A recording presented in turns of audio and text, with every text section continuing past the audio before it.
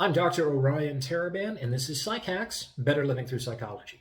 And the topic of today's short talk is, what is the sexual marketplace? The sexual marketplace is everywhere, and we're all in it. And we all have, whether we like it or not, a perceived value within that marketplace.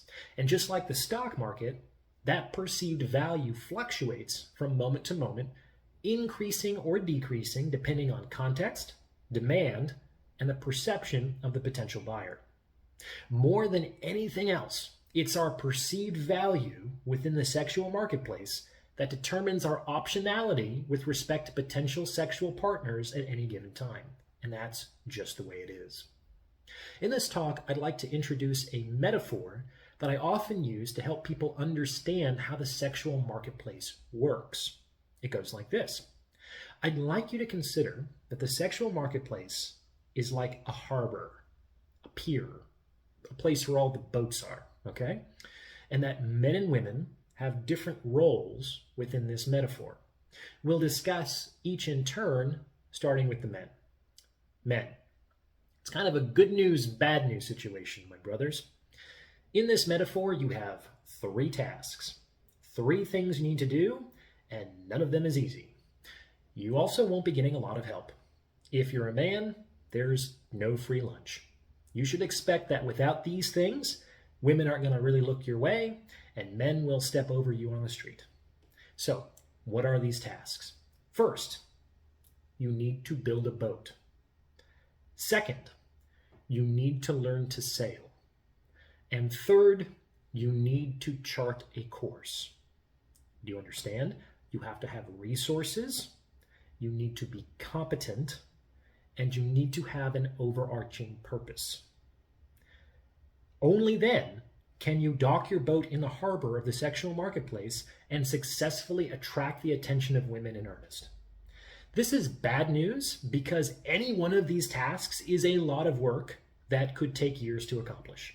However, it's also good news because anything you spend that much time mastering is yours by rights and cannot easily be taken away from you. And what about all the women?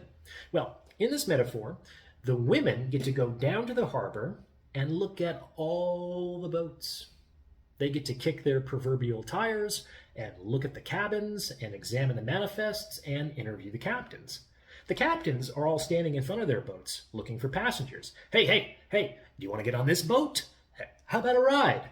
Fancy a cruise, my dear? I'm going to Hawaii. Well, I'm going to Australia. I'm going to Hong Kong. You're welcome to come on board. The women have their pick of it. And this isn't as easy as it looks because they know that each captain is going to advertise his particular boat in the best possible light. So the women have to test her available options and conduct some due diligence before making their decision. Which boat is the most seaworthy? Will it stay in one piece out in the open seas? Which captain is the most trustworthy? Will he take me where he says he's going to go? Which boat is the most comfortable? Will I be able to live on board for an extended period of time? These are important questions. And eventually she's going to make her choice. I like this boat. I trust this captain. I want to go to that destination. Let's do it. And if the man accepts her choice, he welcomes her on board and the two sail off into the sunset. I mean, not really, of course, but this is just the introduction to the metaphor. However, that's basically how the sexual marketplace works. If you're a man, you got to build a boat, learn to sail, and chart a course. And if you're a woman, you got to examine the boat, test the captain, and confirm the manifest.